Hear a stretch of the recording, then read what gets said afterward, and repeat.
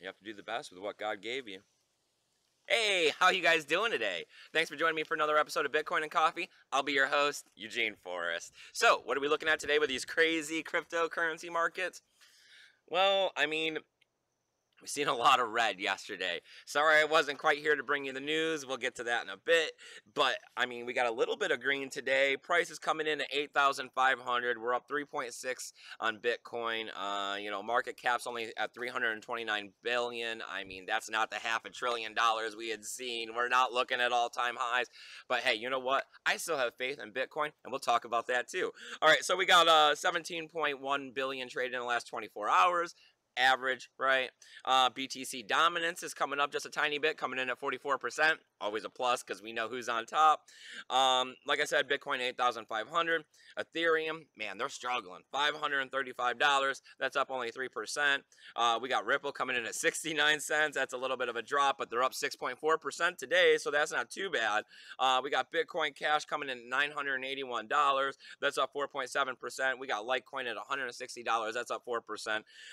And we got Steam and Steam back dollar. They're making some gains because they seen sub 200 or sub $2 yesterday, but they're up $2.16, $2.33. That's up 15.8% and 21%. So that's nice. They're getting back there. Still don't think I'm selling any of my Steam back dollars yet. You guys do such a great job at trying to help get them to me to help me, show some appreciation for this content that I'm doing. So as always, like I'm recommending, get over to Steam. That platform's going to blow up here in 2018. We got to get social media away from, the Facebook and the Twitter and the Snapchat that's putting all those commercials out there and isn't doing anything for you at all, the user, because that's where the power really lies. So what are we looking at here for news on Bitcoin and Coffee today?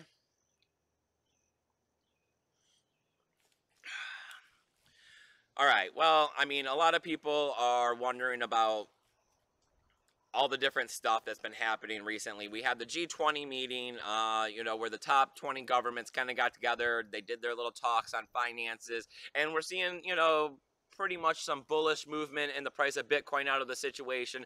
They're kind of coming out and saying that cryptocurrency is less than 1% of the overall financial market, so they're not really concerned with it. They don't see the reason to add any additional regulation to the situation, and they're kind of leaving each country up to their own, devices to figure out what they want to do or if they're going to do anything. So here in America, we've been doing all right on them allowing cryptocurrency stuff to go over pretty well. They're starting to crack down on the ICOs, but we knew that this was going to be coming along. The ICOs were getting real scammy.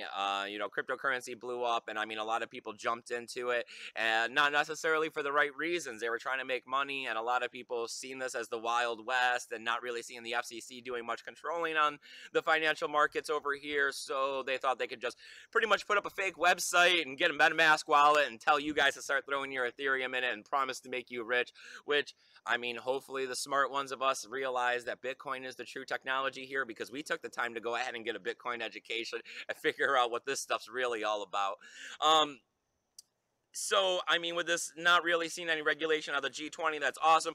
But what we are seeing is that President Trump is coming out and they're banning that petro that we got coming out of the Venezuelan country, pretty much pushed by their president, not really backed by the country, jump change from Ethereum to NEM, and potentially could just be a total scam. This one's been like a Spanish soap opera drama on Telemundo, pretty much. But you got to watch it every now and again because it's hilarious. We're also looking at Bittrex. They're saying that they're gonna delist a bunch of coins over there that aren't really making that many money and aren't seeing much volume. So if you got any of them, you keep an eye on it. But in the first place, you really shouldn't have been keeping any crypto on an exchange because that's not safe, right? We all know this. So let me see. We also got that if you didn't sign up for your Bitcoin Rhydonium, I recommend people who don't have a lot of crypto definitely got to sign up for these airdrops, because if you don't got a lot, you don't got a lot to lose, but you really should sign up because a little bit extra helps, especially if you find the right time to dump it on the market and pick up more Bitcoin, because that's really what we're all trying to hodl. So they're saying by March 31st, you definitely got to sign up for that. Okay, so here's what I got. I've been thinking about Bitcoin, and pretty much they're saying that when it comes to Bitcoin, that right now the price of Bitcoin has to maintain at least $8,000.